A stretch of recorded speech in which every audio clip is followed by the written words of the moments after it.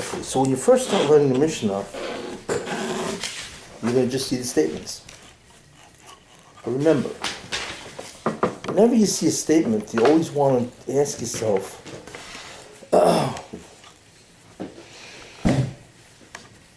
what does it say? And also, if you can do it, what does it connect to? Okay? Also, it's something else that you have to be aware of.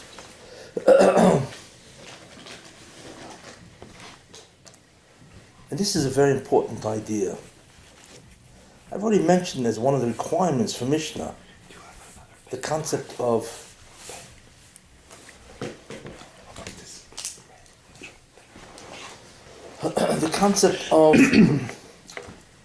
preliminary information. When Rabbi wrote the Mishnah, he wrote whatever, halachas, but a lot of them are not basic. They're more advanced. Let's call them intermediate, not advanced. Okay? But even something intermediate needs some type of introduction, some background. Okay? So you always have to be aware of that. As you begin the study of Mishnah, you're going to take a look at the statement, let's say the halacha, and you're going to try to ask yourself, what does it say?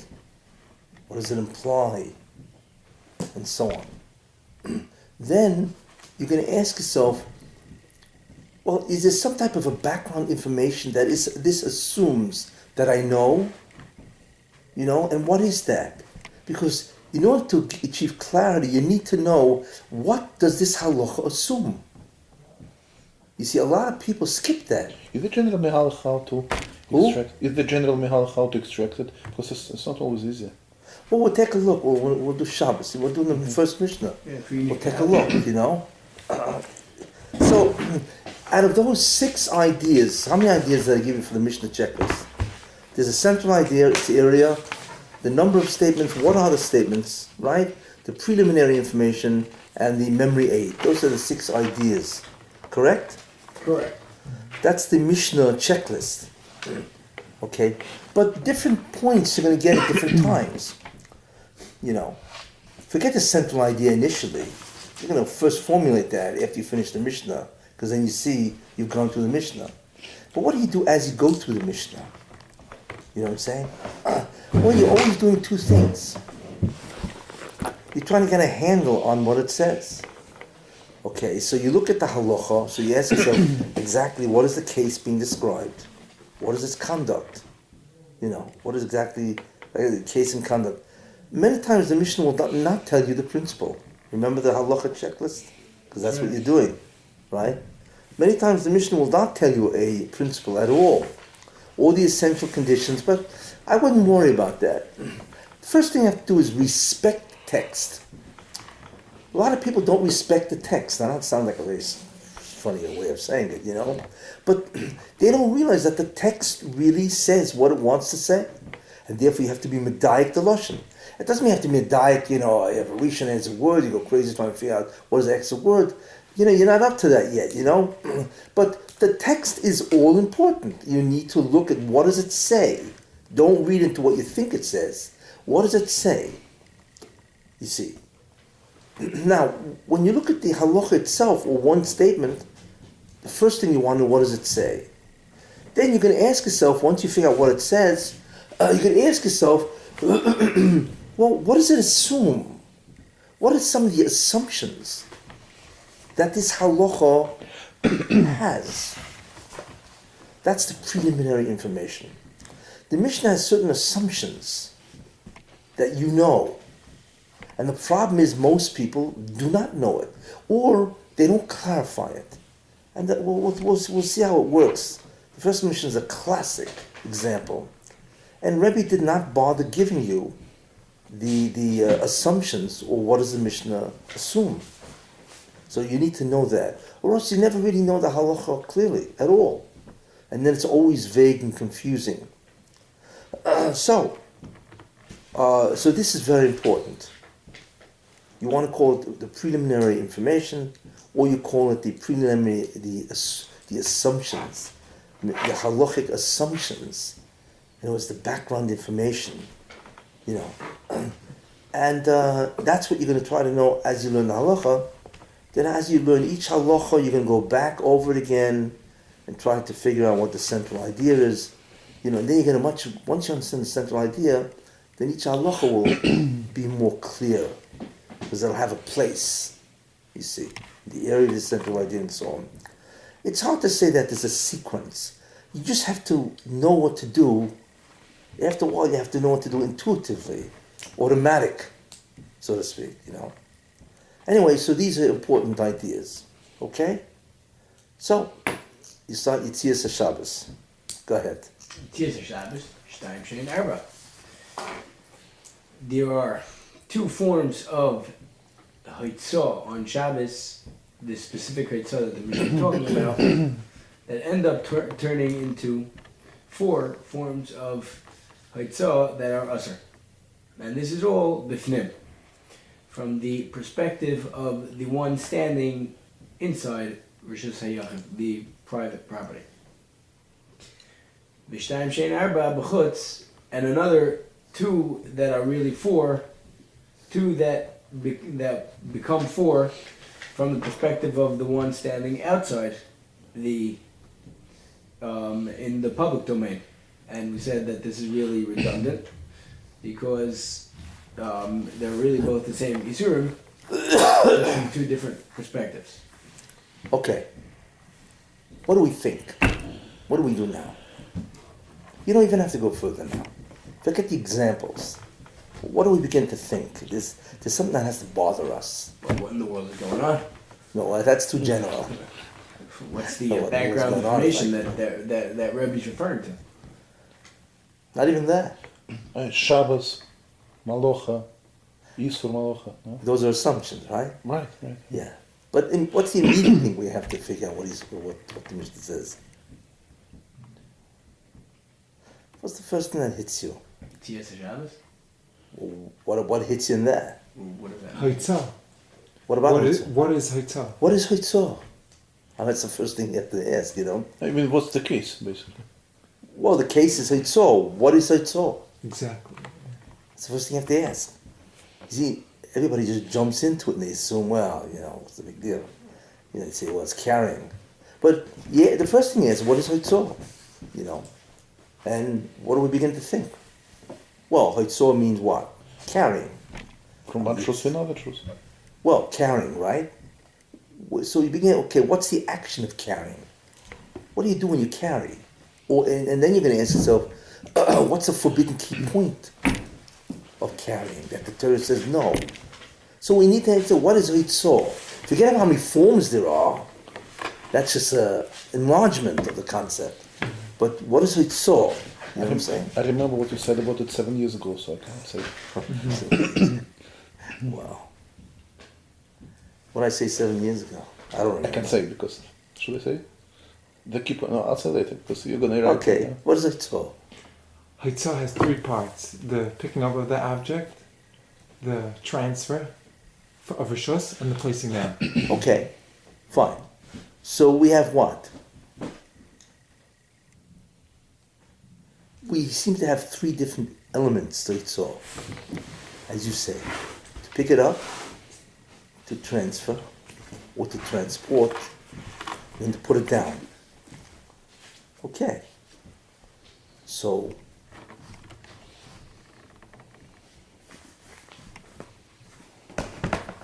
what is Haitzah?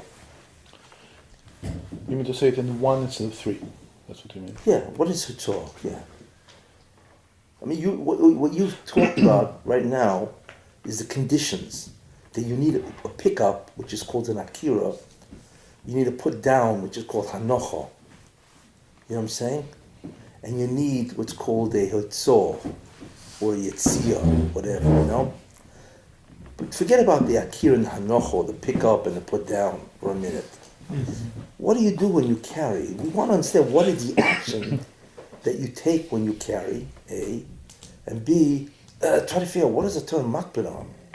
What bothers the Torah? I called it the free for transition. The transition process of Of what? an object, any object, from one domain from a private domain to a public domain, or vice versa. What about, well, essentially what Hitzor is what? Moving. Is moving an object from what? What have you changed? When you take an object from one place and you put it in another, what have you changed? Its surroundings. Location. Its surroundings? Sort of, but that's not really what you've changed. That's peculiar to what's around it. What have you changed in the object? Location. Its location, its position. More than position, though, because it has to be a certain condition. Well, first we start out with the immediate, right? Hoitzor means you've changed its position. It's a positional displacement. You've changed or displaced its position. That's the most immediate thing you see. You see, because everything has a position, unless it's moving. But if it's stationary, it has a position. And when you might see it, when you hoitzor, you clearly have changed its position. You know. So position is what? Is that an effect or is that an action? Positional change. It's an action. No, it's an effect. The way I change position is by transporting it. But the effect is that I've changed the object's position. You know what I'm saying? So we seem to understand, okay, so that means Hoitzor, the forbidden key point is a change of position. But that's problematic to define it that way. Because we know in the Rishus HaYochid, well, anyway, let's just keep that, okay. But that would mean that if I take it from one place in Rishus HaYochid to another place in Rishus HaYochid, I should be chayav, because I've changed its position. Well, clearly you're not chayav. So there's another ingredient here. What's that? The concept of Rishus, domain. So it's not satisfied that you just changed its position. You know? Oh, wow. Oh. וזה יש עיקר ישראל.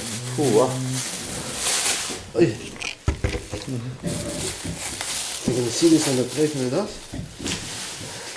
Oranges? Yeah. For the health conscious Oh, and for those who really want to enjoy life. Oh, wow. you mean for those who want to sin? It's worth it. Jeez, man. Wow. Full service, mama.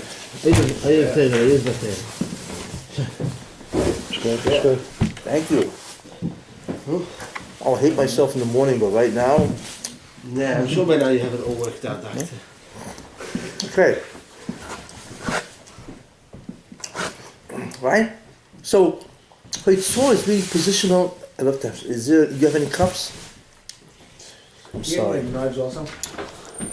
Knives. Wow.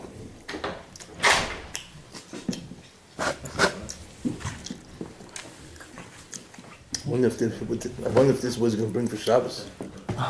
Yeah. Could be. Leftovers from Shabbos, right?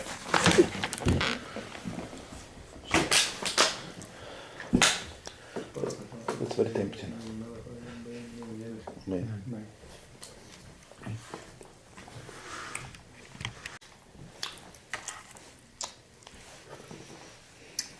So, the first, in other words, we don't want to take anything for granted. Yitzias Shabbos, carrying on Shabbos. So the first thing we ask is, what's carrying? You know? So the action is to transport. But the effect is a change of position. That's what you do to the object. Okay? But we realize that this can't be it. It's change of position, not vis-a-vis its position, but the Torah doesn't care if you change its position. The Torah doesn't want you to change its domain to a shus. And all of a sudden we get clobbered.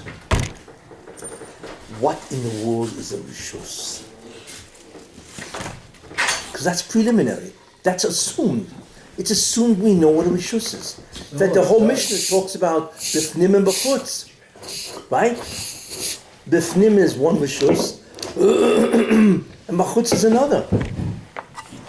So then the question, of course, is, what is a rishus? That's an assumption that Rabbi makes that we know. Thank you.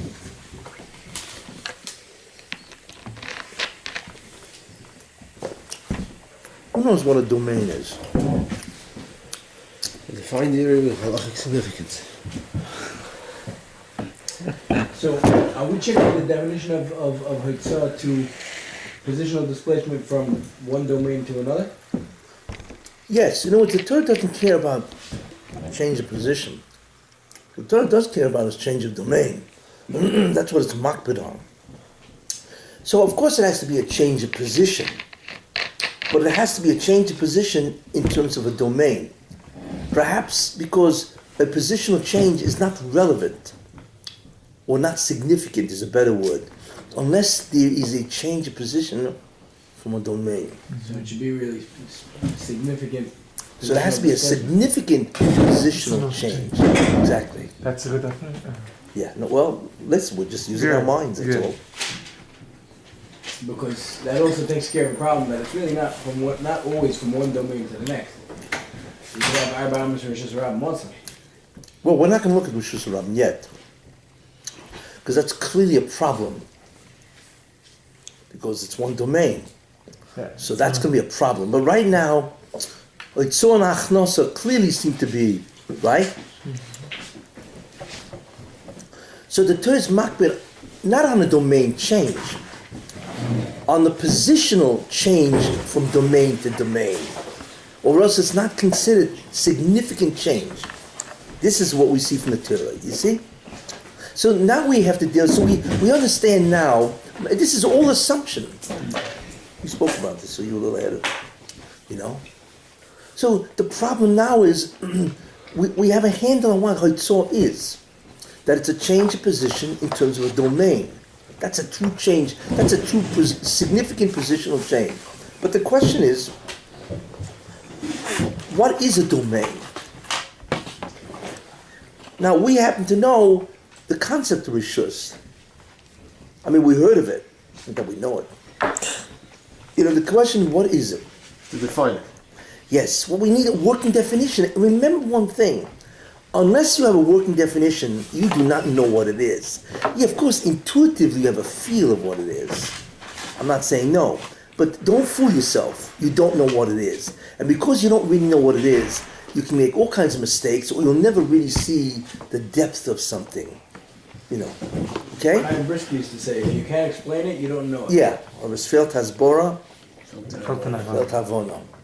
That's He's right. That's the definition.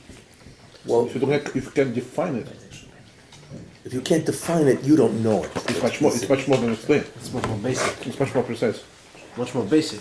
Yeah. It's a different level. Yeah. Listen, fine, what's the Maram point of Echad, thinking? Maram Echad, V'loi Pli. Yeah, of course, of course. Yeah. Okay, So we're going to so define tell me Rishus. rishus, what is it? What is a Rishus? We're going to define Rishus. You just said before, put it in. Yeah, but I stole it. You haven't gered. It's the area. When everybody was gone for Hanukkah, me and Shlomi, we I sure. got That's together. nice. That's good to know. First we learned Hanukkah. Or Mashiach. Yeah. Or Teva. Or Shesh Bebereshis. That was actually. Oh, you remember? Good. Verschrieben wir letztlich mit Sachen. Okay, come on. Domain? I need. Domain. Now you're getting yourself in big trouble. What is a domain? What does it mean by a domain? And what is a rishus? Because it's significant. Because the Torah doesn't care about a positional change, be'etzem. It's not significant, but a positional change in terms of a domain change, that's called significant. Rishus is an area with a set of laws. Controlled by a set of laws. Am I like totally off? Are you totally off? You're totally on. I'm on? Really? Yeah. This was just my, my practice. I'm not going to their spiritual concepts, but a rishus is nothing more than a particular or specified space with halachic considerations.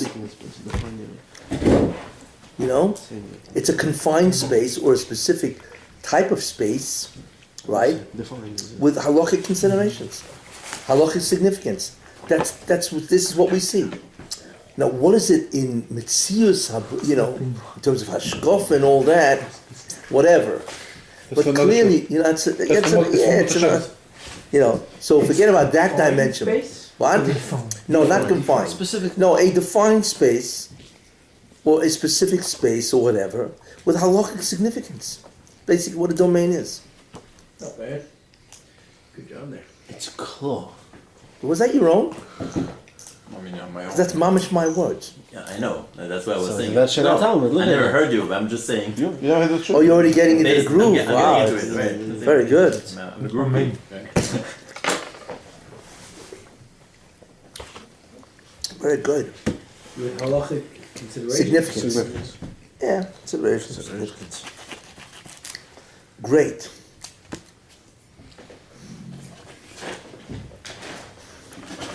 I thought of Shabbos. That's why. So the question then is, so we have halachic considerations, but when you think of rishus, what do we need to think of what? It's not just the consequences of rishus. What's the criteria for the rishus? What defines? Oh, actually, before I even get that, how many rishuyas are there? Now, we're basing it on the information we've learned. Obviously, if we didn't know anything about rishus, we could never do this, because the Mishnah didn't say that. But somebody's going to give a hagdama. Kahati's going to give a hagdama. Our scholar is going to give a hagdama.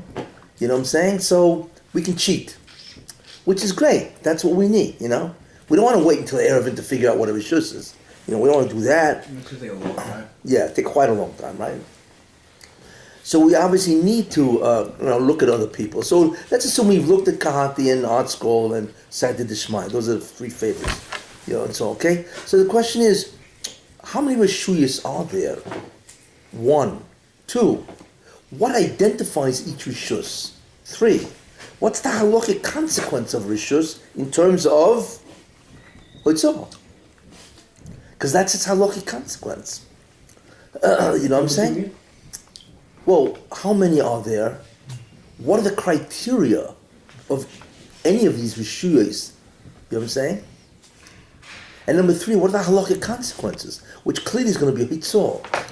Look, this is all preliminary stuff. This is called the Mishnaic assumptions, or the halachic assumptions. We're supposed to know all that already. Well, exactly. Well, because you don't know what hachnos and hitzor is. What was saying? You say hachnosa. The second one is shem. What's hachnosa? Clearly, it's going the other. It's talking about 2 rishus. Even Yitzhak Shabbos is rishus. You know what I'm saying? So we're thinking. So how many rishus are there? What do you think? Well, We have 2 in the Mishnah already. We have 2 in the Mishnah, right? Which one? I mean, ultimately 4, but Carmelis. Right, there's 4. Carmelis. How many are there? What are they? Rishus Yochid, Rishus Rabim, Carmelis, Mokem Ptur. Magam Tur. Is he right or wrong? 3. No. Is he right or wrong? Right. There's no He's 5. wrong because you asked the question. There's no 5. It's 5. It's 5. Becoming smarter.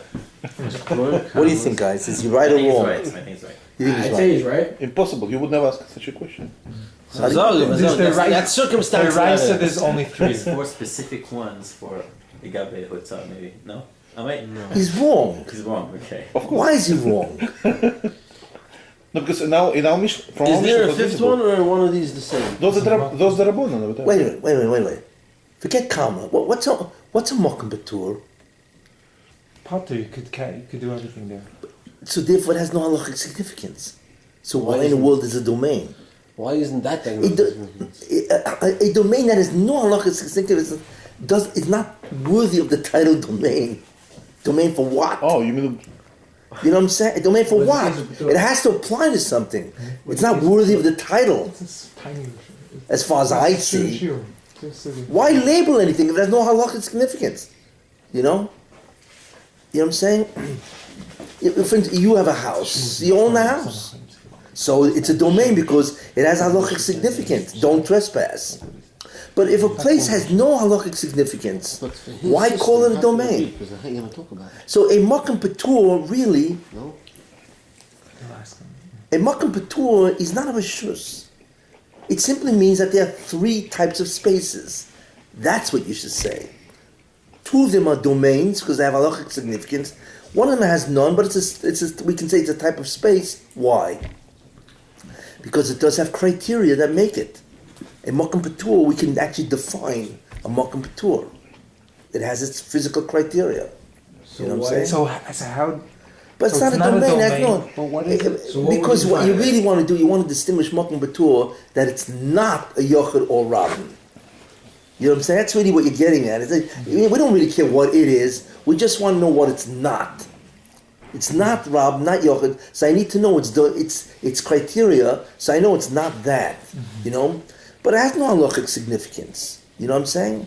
So really, there's only two issues, and there's space. What's a Carmelist? What's a commerce?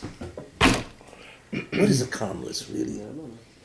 But not really. But they rise it to Makom Torah, when the Rabbanon, they gave it to him. So it's not a rishus. A commerce is not a rishus. Shul Rabbanan. Yeah. Forget the Rabbanon for a minute. We're only looking at the Minateh first. A commerce is not a rishus, right? So what is a commerce? It would have been a Makom Torah. It would have been a Makom Torah. So then how do we define a commerce? A space that has certain criteria that it. It's not just a No, but why isn't the halachic significance of the Rabbanon enough to make it its own rishus? Always go for Duraisa first. Always. So then just call it rishus Ram de Rabbanon, which is not accurate, because it's not a rishus. It's what? So just call it rishus Ram de Rabbanon, but that's not what it is. No. Because you can't go from rishus Ram de Reis to Kamas either, even one Am. That's because it's only Rishis Ram Rabban. So what you have to say No, a commerce is is... Makom Torah, but they ask it both ways. It's Kerech and Kamas. So a commerce is what? A commerce is a rabbinically created rishus. Oh. Simple. It's a rabbinically created rishus. The rabbis, It's a rishus, but it's a rishus de Rabbanon. but But it's in category, it has to be on a lower Yeah, chart, so to speak. It has to you know be- when you say it's the rabbanon, you know, somehow it sounds better when you say it's rabbinically created. Of course, then it's the rabbanon, but it shows that they made a rishus. They made a new kind of rishus that the Torah does not recognize.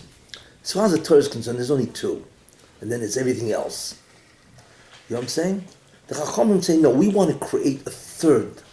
We want to designate some aspect of a Makom Batur as a rabbinically created rishus called a commerce. So what they did is they went into Makom Batur and they said this type of Makom Batur is a rishus. You see? So they're coming out of Makom Batur. You see? How's that sound?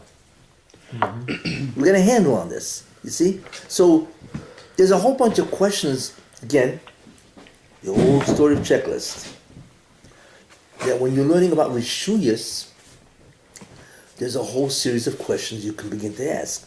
But first you have to start off from a diraisa, you see. First you have to start off from a diraisa. So we now have some kind of understanding of the concept of Rishus. There are four of them, you know. What is the criteria or the dimensions, or what criteria defines each one physically? Or maybe usage. Rishus maybe not just physical, but it has also employs the concept of usage. 600,000 people have to use it, you know? So there are different criteria that define Rishus. It could be physical, it could be usage, you know, and so on, whatever, right? These are criteria factors. So, you know, and so on. And so we're not into Rishus, but I'm just giving you some type of a way to go, you see, and so on. Now, Give me a customer. hi Ellie, have a seat. What? Have a seat. He's a cousin, by the way. Yeah.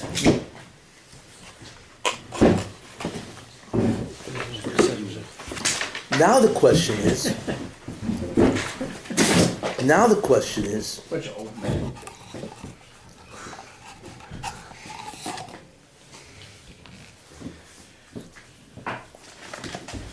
from here, which is interesting, you can see what the concept of Eruvin is. What's an Eruv?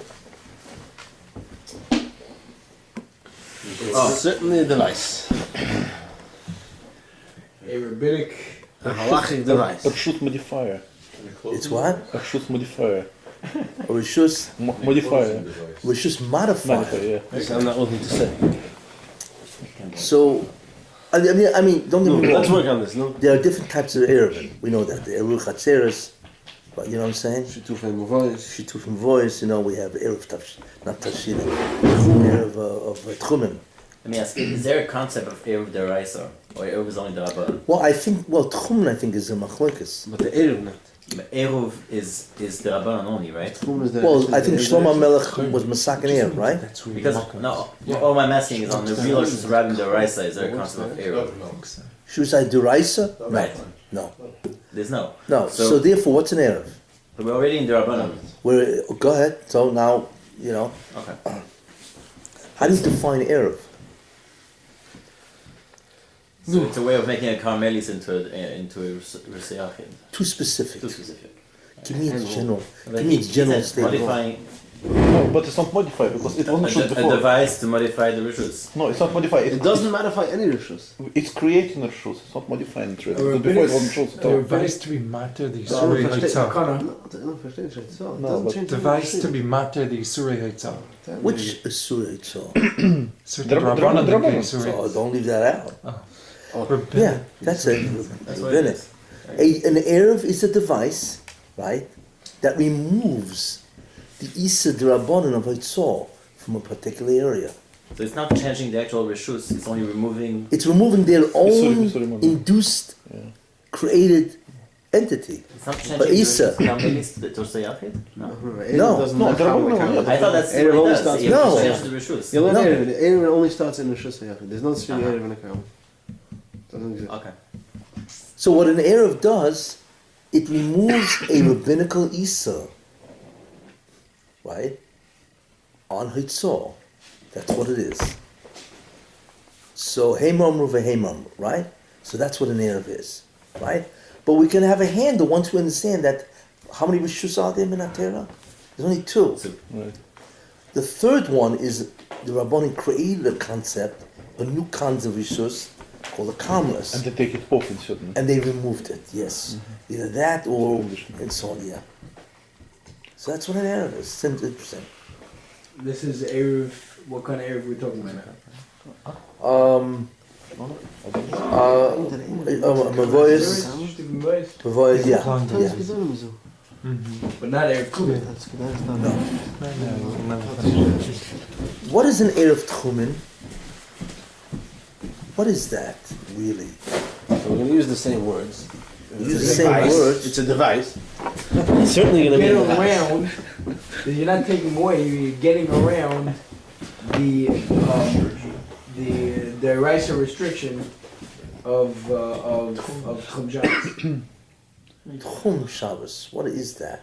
It establishes inhabited area where really there is no whatever. It extends inhabited area, probably. It extends. It doesn't really extend, it moves. It doesn't actually stay in the same limit. Stay, create a box, you are here, it just moves that box. Is a way to Yeah, create. It doesn't, you can't walk any further meaning with or without it.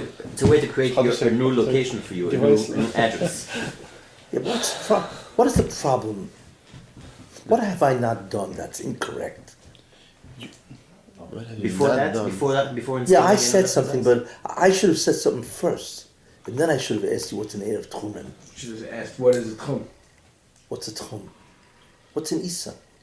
What's the Isa of Tchumen? Oh, you The should- Erev is a device that removes the Isa. What's the answer? But the first thing, just like I said about Erev Drabanan, Drabanan created a Rishus, right? Calmness, let's say, and they want to remove it. Fine. But what's the Isa Tchumen, really? What is it, really? Not to go out of a certain area around your Which- your which- home. It's a limit, which a limit how far you can walk. It's a limit. It's No, a but limit. from where? From where? We have to define that point.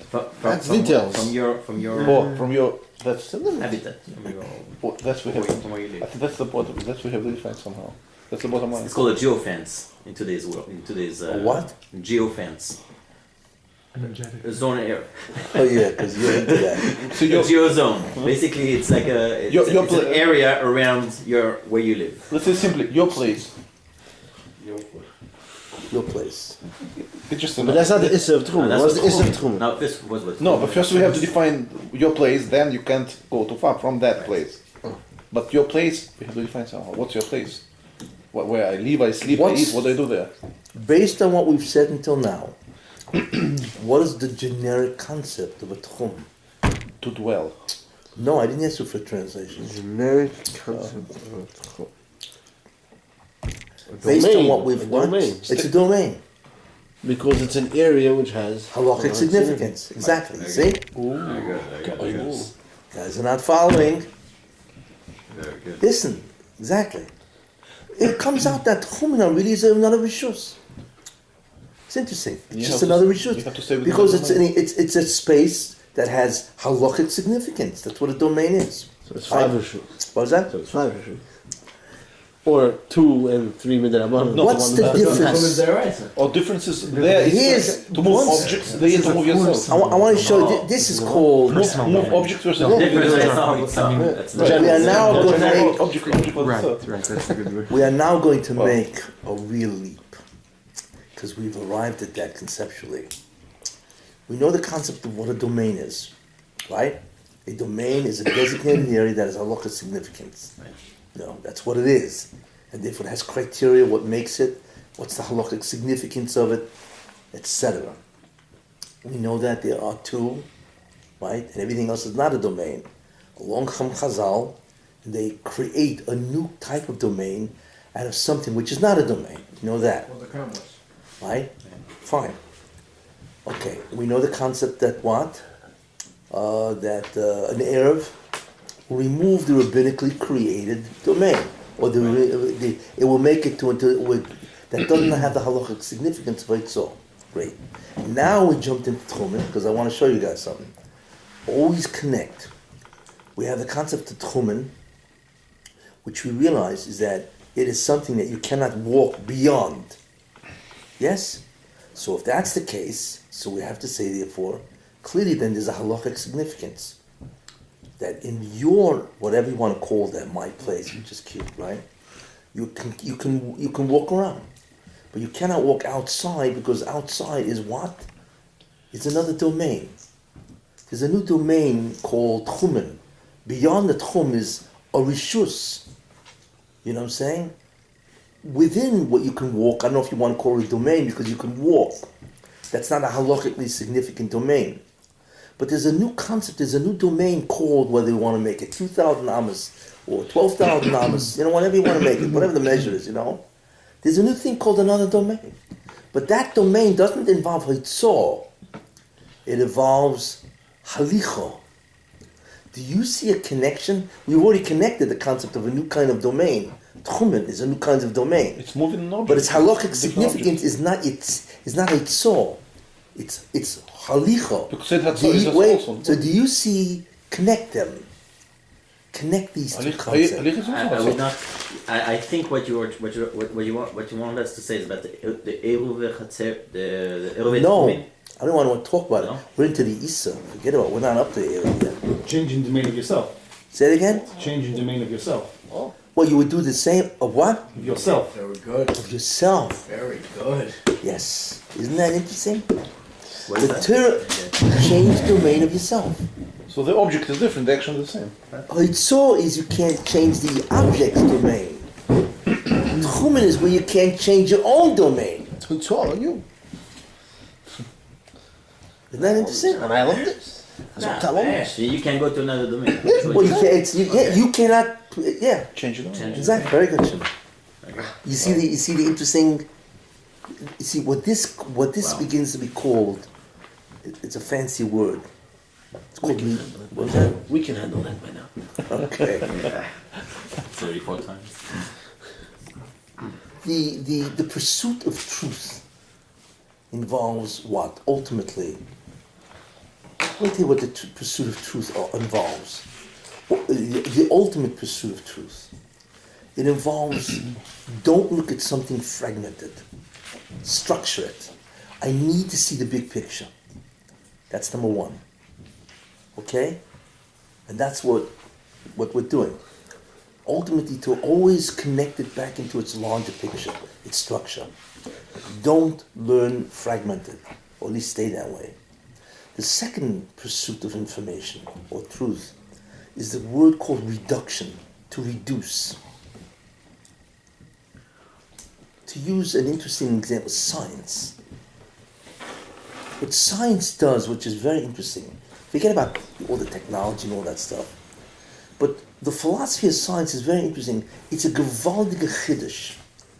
You see, in the old days, a guy used to see many things, and each thing looked separate. And then somebody came along and said, I got 40 things, 40 different phenomena, but they're really one. He reduced many to one idea. That's what science does. Class. It reduces a lot of phenomena to one concept. For instance, the most famous reduction, probably, that everybody knows, is Einstein. There's energy and there's matter. Two different things. And there's all kinds of energy. And there's all kinds of matter. What he said, no. He reduced energy and matter, that they're really the same thing, except different forms. That matter is nothing more than frozen energy, whatever that means, whatever energy is. If you freeze it, so to speak, it's matter. You see? Coalesced energy is matter. And that's the most famous formula of all time, E equals mc squared. That energy is equal to mass in grams times the speed of light, for whatever reason. But there's an equivalency here. You see? What did he do, Einstein? He reduced. Huge, the area called energy is humongous, physics. And the area called matter, and he said, no, it's one thing. That's the object of all science, is to reduce. And they do this all the time. Another one of the most famous reductions, and so on and so forth, is magnetism and electricity. That they're really the same phenomena. Magnetism can produce electricity, and electricity can produce magnetism. So it's got to be the same phenomena in many ways. You see, it goes on all the time. That's the second important thing about information. You can have 5 halachas. Now let's apply the Torah. You can have 5 halachas, and you can reduce it to one idea. One principle emerges, gives rise to 5 different halachas. That's a reduction. You see. So what I'm trying to do is reduce tchumen as basically the same concept as Toitzor. Except Toitzor is the hakpodas HaTorah, is don't change the position of an object to a different domain, because that's a significant positional displacement. Whereas tchumen doesn't talk about an object, talks about you. You're the object. You see? Same concept. Don't change the domain from what's called home or my place to something which is called not my place. Except the object isn't external to you, it is you. But it's the same concept. Don't change the positions of an object, whether it be an external object or you. You see? Because they both involve the concept called domain and the concept of transport or positional change. That's a reduction. Because in halacha, even after the reduction, they're still going to have very, very different ramifications. The domain change, As well, water and fire or heat. Yeah, of course, because the Erev of Tchumen, and you can't swim in water. it's going to be the Erev of voice and so on. Yeah, No, that's, you can This is turn part of water with evolution. fire. Yeah. Right. everybody got, you see, what I'm trying to show you is You not, can't turn what I'm trying to show you, and I'm always trying to show you this, into the air of what I'm trying to show you is this. It's not just a chiddush. What did I do? I reduced. So I'm doing one of 3 things. I'm either analyzing, or I'm synthesizing, or I'm reducing. Isn't I don't mean weight synthesizing either. by definition reducing? What? Isn't synthesizing by definition reducing? Isn't synthesizing, in a certain sense, yes, yeah. It just has its own flavor. It is, but reduction is a little more because when you synthesize, you say, well, how does A relate to B? We're interested in a relationship. Analysis is when you break down something into its components, havchonas. Synthesis is when you discover what is the relationships that exist between things. Which shrinks the whole big picture. Yes. But that itself is not reduction. It's not reduction is when you identify it as one. Underlying concept. That it's really one thing, you see. Or they're all connected to one thing. What's the difference between Synthesis is when you discover the relationships. That's synthesis. When you reduce something, it's more than just a relationship. There's an identity merger here, where everything is really connected to one idea. So you've reduced many to one. You see. Whereas in a structure, you may not have reduced it, you just connected it. I think we could You use see the difference? Very important idea. There's a good term to use with that. I want to tell you something also interesting. I want to tell you something very interesting. The ultimate hashkafa is what? Is it analysis, synthesis, or reduction? Synthesis. what do you mean by the ultimate hashkafa? The ultimate matorah of hashkafa is it to analyze, synthesize, or to reduce. Hashkafa is synthesis, for sure. It's the whole No, picture. what's the matorah? Yeah. Reduce. Is what? To reduce. To what? Everything to one. What's the one? Ultimate. The ultimate one, whatever you call it. The one Mashiach calls it's a process, I guess. Well, you know what it is. One Exactly. with simple existence. God. Everything is a period from the Rebbeinu Shalom. We don't see how. It's called the yichud. The ultimate yichud is that everything emerges from the Rebbeinu Shalom. But we don't see how. But the ultimate reduction is the Rebbeinu Shalom. You see? So, and that is the big picture. The greatest relationship of all is a reduction. How's that sound? Got that? That's called the ultimate Tiferes. You see the difference? See the difference? The ultimate Tiferes is a reduction. That is the greatest structure of all. When it all emerges from one principle. Not 18, it's one thing. So then what? That everything is all Hashem. Yes. We don't see everything is nothing more than some midah. It's like you know where you see this claw? You know where you see this, which is interesting. You can tell me what it means. That's a digression to Hashkafa, you know, but the Ramban says that Torah is kol Torah Shem Moisef Shel HaKadosh Baruch Hu. What is he talking about? What do you mean Shem Moisef Shel HaKadosh Baruch Hu? What does that mean? What is a Shem really? A Shem is a name that we designate to a specific object or to a specific action, right? Therefore, the totality of the acts of God, each act has a name. Each Hanukkah, really. It's more than Hanukkah. Each act that God does has a name. When the Baruch Shem is a judge, he is Lokim. You know, everything the Baruch Shem does has a name. So therefore, the totality of Torah is the names of God, because the totality of Torah is God. It's all His acts. One being's acts, and each one has a name. You see, now, if it's all His acts, so clearly, in some way, they are all united in the fact that there's one doer here. That's the ultimate reduction. What does it mean act has a name? Who? The act has a name. Every act he does has a name. What does it mean? For instance, which has tremendous repercussions, because that's how kishuf is done. When you meditate on the act, the name of the act, let's say you want the Baruch Shem to lift, you know. So when the Baruch Shem lifted, that has a name to it. That has a yichud. You see, if you meditate on that yichud, you can actually get the thing to lift. Could you actually teach me the secret? No, it's not included in this year. Put that on YouTube? It's an upgrade. Yeah, sure. Build upgrade.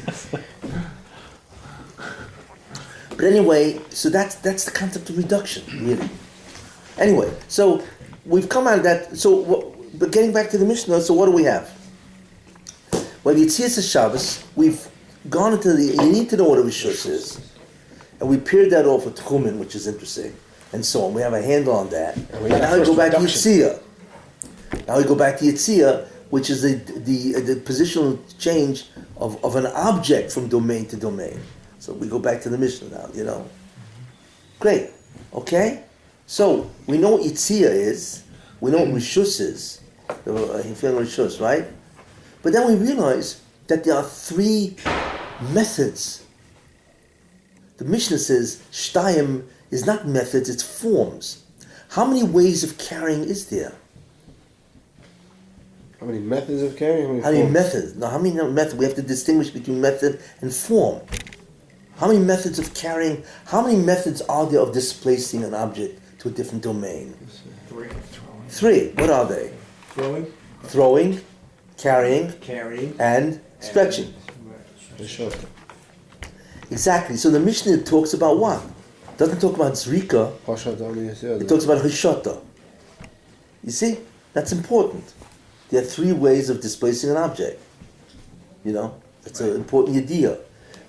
Now, there are two forms of Yitzia. Why? Because they're two different domains. And that's where our Mishnah comes in. It doesn't talk about methods, as soon as you know them. It doesn't talk about Rishuyas and what Haitzor really is. The Mishnah is concerned with only one idea, direction. Which way are you going?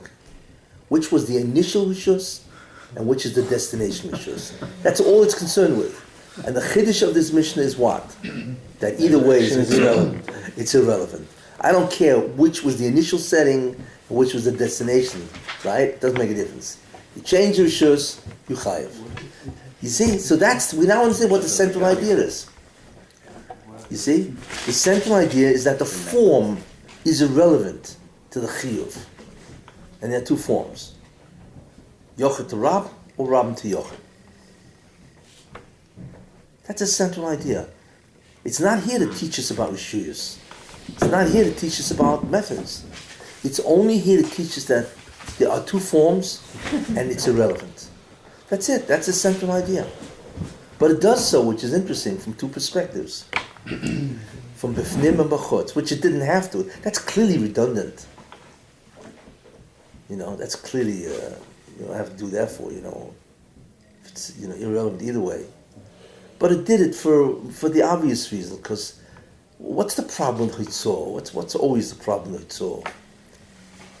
Like Tosis calls it, Melocha Gerua. Why is it Gerua? It doesn't feel like What?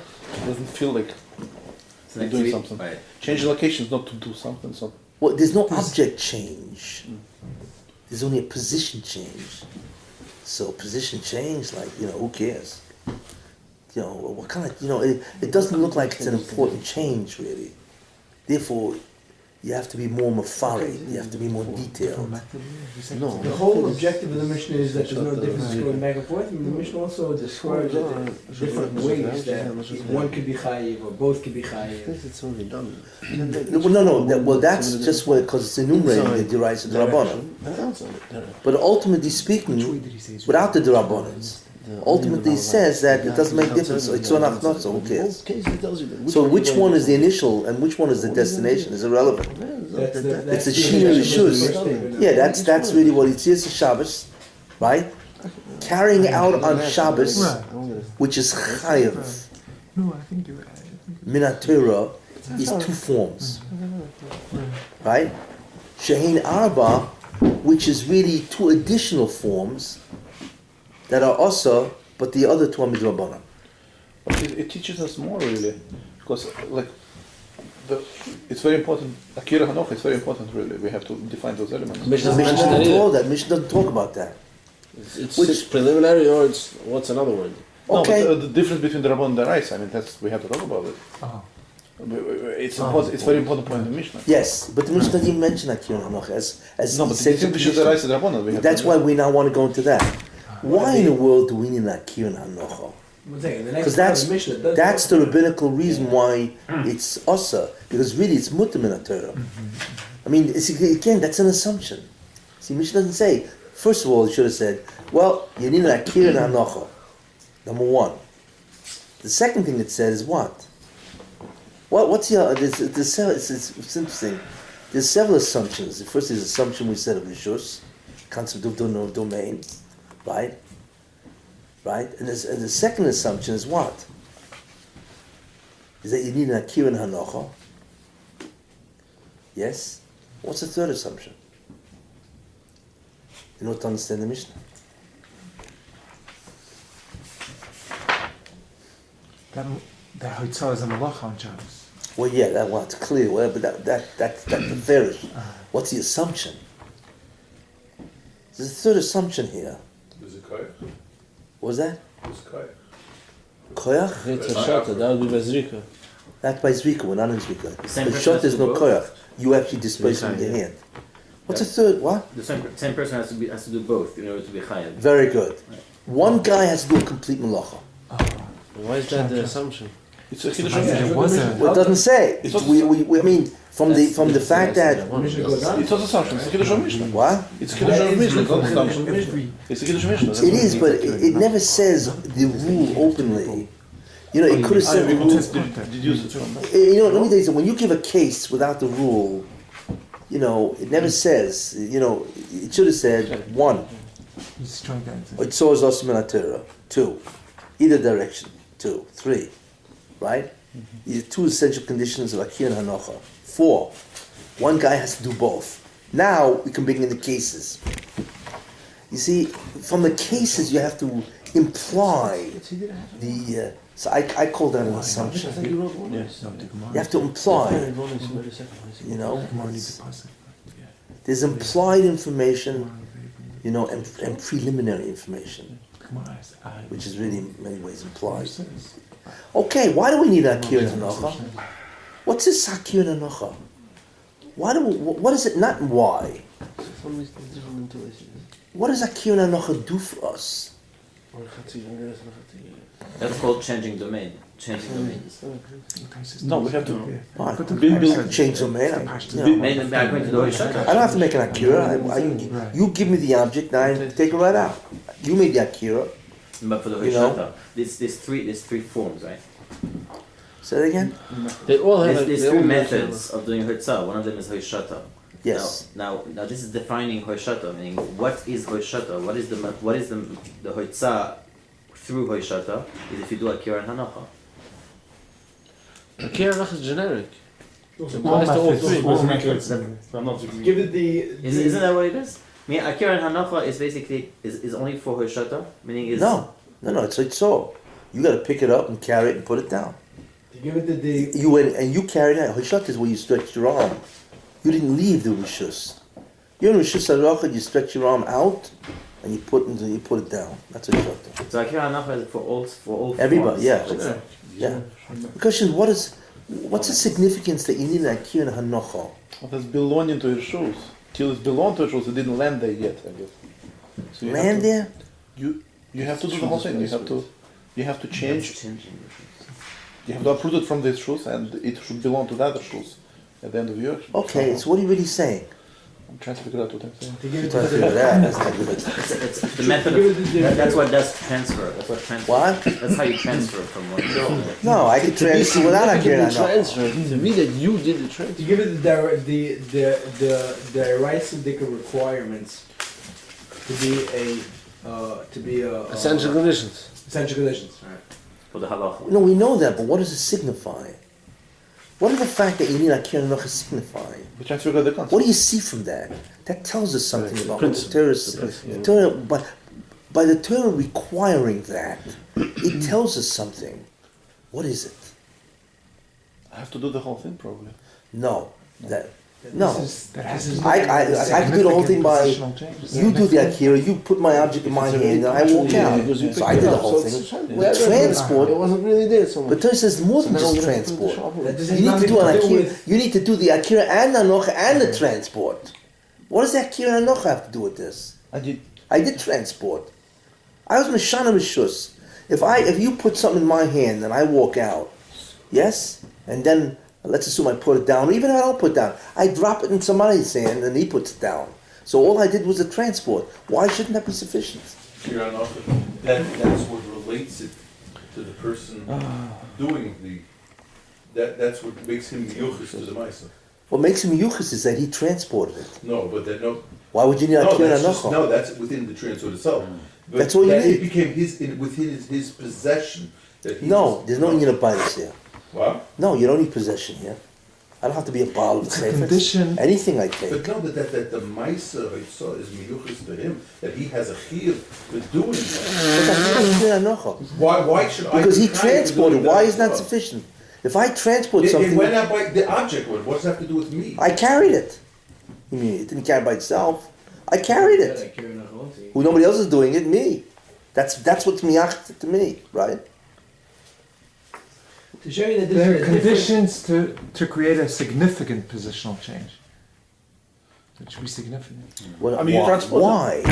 Because to show you that this is a different type of change than your everyday picking up a box and moving it over. We're stuck. It's a Shabbos dika change. If it's already Halacha. displaced, so then you're transporting it is not a significant act. It's already Why is it displaced displaced? because why is it displaced? Because somebody already took it and displaced it from its position. Now Yeah, it's but by I'm at happenstance rest. within these walls, but it's not. But It's I'm not the belonging one- to this rishus It's anymore. already displaced. But I'm the one that's doing the shinu rishus.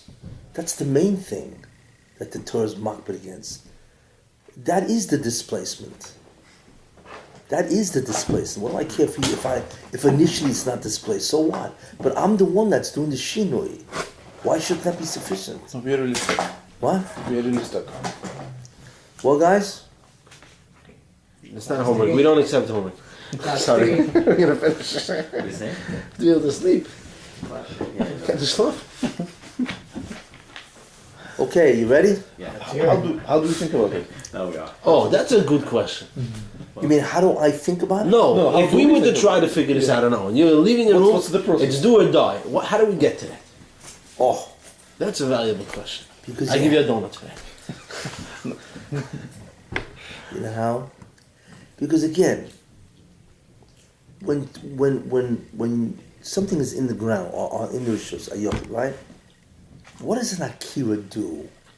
You need to look at what does an akira do? What does a hanocha do? And then we'll know why.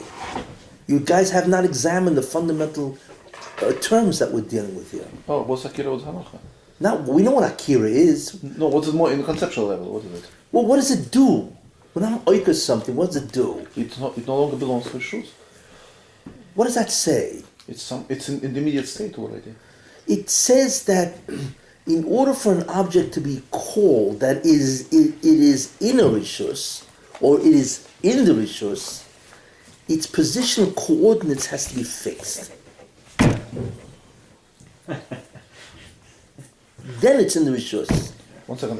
If it's stationary, it means that its positional coordinates, coordinates, right, 15, Whatever. No. 1 6 second. clicks. Long leg. If somebody put it on my hand, it's not fixed. No, What's because your hand is moving.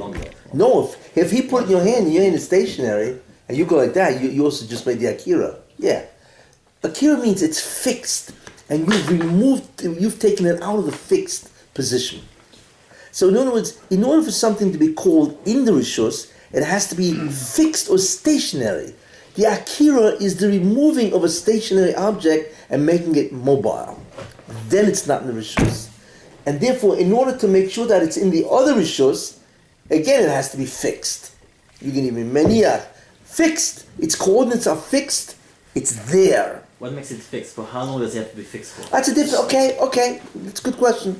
That's nice. What's its time limit? That's a good question. But this already is part of the details. 1 second, but You know what happens if I put it in 10 nanoseconds? I lift it. Is that called fixed? Forget about the time. But you hear the vault, the concept. A fixed object, its coordinates is fixed. That's called it's in the rishus. An object, therefore, the akira makes it unfixed. So that means you are taking it away from that rishus. But still, And then when you meniach into the other rishus, You just define you fix the it. It's just answer the So question. it's now there. It was, we want to make sure you took it out of that rishus and you put it in that rishus, in the other rishus. What do you mean? We want to say you took it out because it has to be fixed there. The question An is- object in motion is not fixed, and therefore it's not considered part of the domain. Why does it have to be Until you? it lands. You know the case that they have, if you take an object in Rishus HaYochid and you throw it, and it goes through a Rishus HaRabim and lands in the Rishus HaYochid, it's not Zurich, you know what I'm saying? What was that? Because he holds his koile. That's a new legal way. But you know what he says? Say it again. Kamisha huncha. Even he has to come on to huncha. He just says that this is huncha. But he didn't have to say that. He should have just said, well, if it's moving through it, who cares? If it passed through Rishus HaRabim, it's called Rishus HaRabim. He doesn't say that. Klita Kamisha huncha means he considers that a hanocha. See, this Yisoid explains So why it the has Pashat to have really a the other nocha. way. What? This Yisoid explains why the other way is really Pashat. By the who? Why the other way? Why not like Rabbi Kiva? Why in that case it's Pashat? Yeah. Rabbi Kiva needs a hezbollah. Because it's not fixed. It's not a hanocha. I don't care what you call it. It's not a real hanocha. When we commercial huncha, well, what is that? A legal fiction? It's magic. Like what do we say? What's he really saying? You have to understand, you know. When you do the Akira, you took it out. It's not in the Rishus, fixed to that Rishus. So where is it now?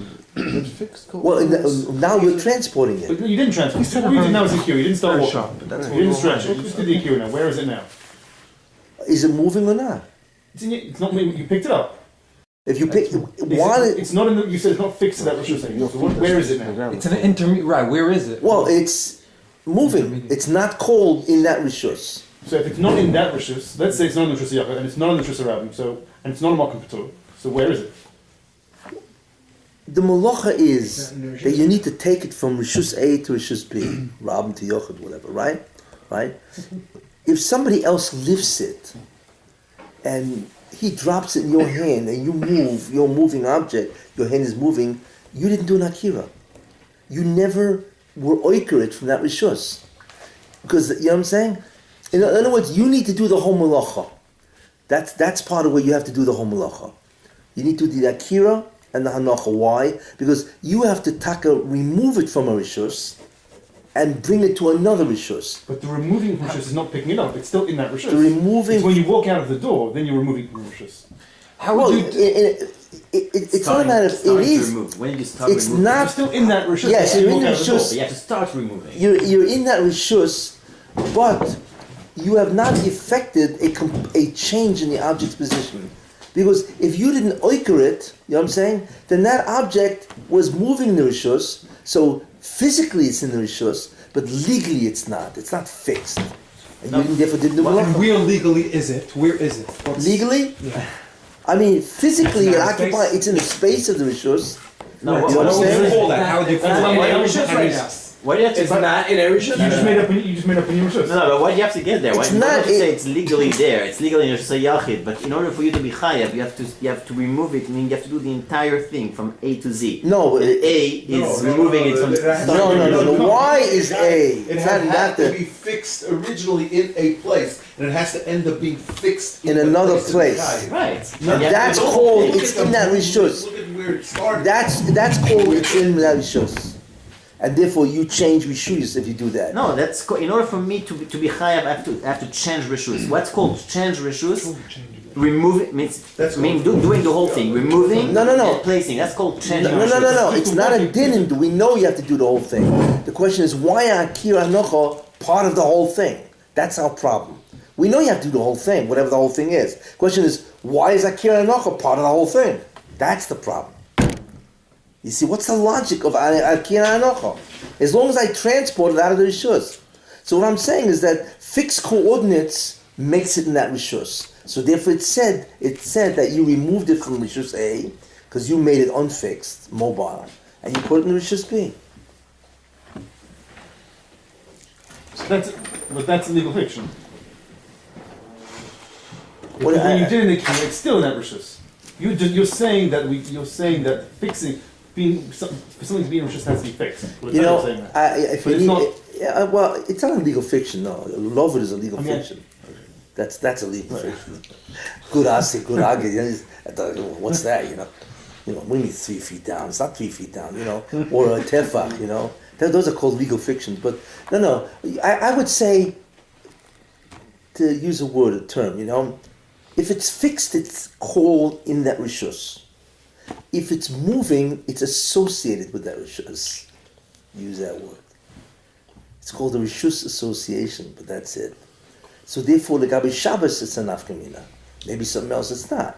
Maybe all you have to do is be associated, means in the same airspace. But to be chayav haitzor, you have to have it, you have to disposition it or displace it from the rishus. Position, in other words, it's not just positional change, it's positional displacement. And the displacement has to be a rishus. There's a difference. Right. It's a positional displacement, and that's not kira. Also, And in the other one, by hanocha, it's a positional placement. Yeah. So if a ball, It's not so much, of course there's a change, but it's not a displacement. It is a change in a sense, but it has to be a rishus displacement. Right. if a ball And a is, rishus placement. So it was more problem. If not, then, it's called associated with the rishus because it's in a physical space, but it's not a displacement from that rishus. So let's use those. I think that's a good word. Well, Physical display, rishus, domain displacement is only if it's fixed. And therefore you need the akira. Because then it was fixed. And you displaced it from being in that rishus. That's what, in other words, that which is fixed is called being in the rishus. Okay? so How does that sound? if a ball is rolling and I That pick makes it up, sense. I think it's very well Rolling is archetyped. not fixed. It's by definition being transported. But how did I arrive at this? maybe By seeing what Yeah. Akira does, So, what Hanacha it's does. not fixed. Not what But it from the other does. hand, What is are you it? really put it? When you're oika, what am I really doing? You see? So you have to- That's what I did. And I analyzed that. I thought about what does Akira do? So I realized, it displaces it from the rishus. It's not, and so on. So then I realized, because that's what the person wants. You need to, and that's a total malacha.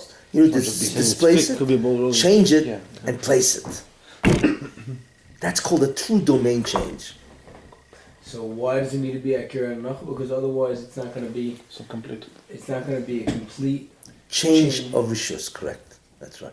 Because it was never really in that rishus.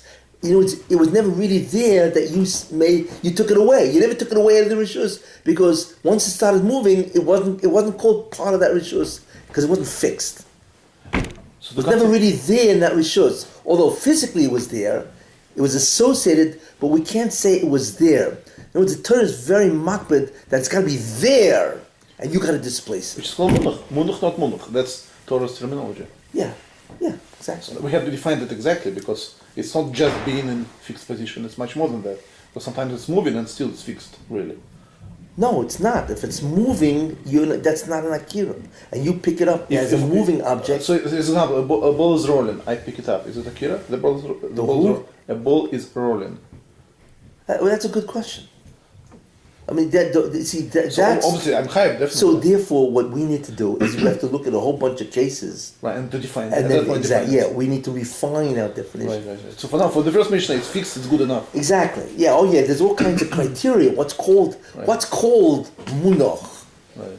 What is it called? So and so on. And what's not called munach? That's further refinements of the concept of akira. Yeah, which we're not into now. Anyway, now we can do the first Mishnah. Oh, we can start. Oh, wow, we've arrived. Look how much thinking there goes into. Look how much you have to know just to get to the first Mishnah. That the information is either preliminary or it's assumed. And guys don't do that. Guys sit there, it is a Shabbos time. Wait a minute, There's so much to think about, and when you think about it, you come up with tremendous chidushim. You come up with reductions. The understanding about Kiyun HaNocha, the understanding that you have to do the total Melacha, You realize the concept of Rishus, how many, just by thinking about it, Can I digress before we go into the Mishnah itself? This that you just, one more point you just chazed over. We're almost over. What was that? That you have to do the entire malacha. Isn't that true by all malachas? If you do part of the malacha, if you write one out of two ICs, since the shir stay ICs, so that's not itself. Akira without hanacha. Where's the chiddush? Malacha Shlema. Where's it come from? What's its makor? Ksiva Tama, but there's nothing to do with Ksiva No. Shabbos. What's the Any makor? malach which has a share, if I do less, it's like Kol Terigula. Who? It's like Kol Terigula. If I do less than the share, I didn't do the action. If I ate a No, his eyes it's not that rule. It's No, different it's not a rule. matter of shear. It's a matter of It's different rule malacha. completely. It's not sure. It's not a matter of It's not a matter. It's not a din shear. It's a din You malacha. need to have the shir. You can't do a chatzi malacha. We're not talking about No, chatzi there's shear. certainly no shiurim. Where is the concept of chatzi malacha? It's a different concept. Shabbos needs a malacha shlema by one person. Shabbos means two conditions. The malacha has to be completely done, A. B, by one person. Why is that a Alone. Shabbos Chiddush? Alone. Why is that a That's the Shabbos third Chiddush? condition. Shnaim she'osua is potter. The malacha has to be done completely, one. Right? Has to be done completely one. Take cloud. By one Two people person. plant two Two, seeds. acting alone. Three. Why? Probably Shlokederich, maybe. Who? Shlokederich. No. What's the major concept by Shabbos? Mishkan. What about the Mishnah? We learn out from the Mishkan, the Eishman, and the Tzura, and all the Malachas. That's what I have to be. What's it professional called? acts. Meleches Oh, Moshe. Hashem. Yeah, because an Uman doesn't do a half a work. An Uman, the Torah looks and says, look, in order for you to be culpable in Shabbos, remember, Right, still out. culpable, you need to do it like a professional, a craftsman. Meleches Moshe means a craftsman, right? Craftsmanship involves many things. There's a certain customary way. It has to have a kiyum. The guy does the whole thing, etc. You know, there's a lot of conditions that go into a concept of meleches machshavos. Malacha shlema is meleches machshavos. A craftsman does the whole thing. He doesn't do half, and somebody else does the other half. Maybe if he hires a consultant, you know.